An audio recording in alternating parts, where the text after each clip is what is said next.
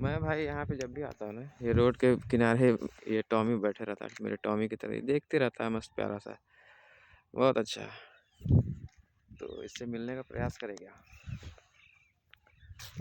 तो इससे मिलने का प्रयास करे। आ भाग रहा है, डर रहा है। यहाँ पे लोग मारते हैं क्या इसको?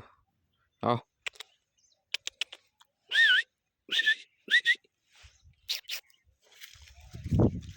कैमरा लिए है ना, तो डर रहा है कि क्या कुछ कर रहा है क्या। आदमी नॉर्मल मिले तो मिले तो अनजान है अभी, लेकिन बैठे रहता है यहीं रोड किनारे कहीं भी। एक डॉग बैठे रहता है, और प्यारा सा है, बड़ा है लेकिन अच्छा लगता है। हमको डॉग्स वैसे भी बहुत पसंद है, तो अभी हम भी एक ठो लेके आए हैं अभी।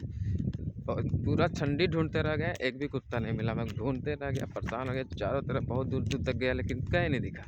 दिखा भी तो ले नहीं पाए, तो ऐसा हाल था।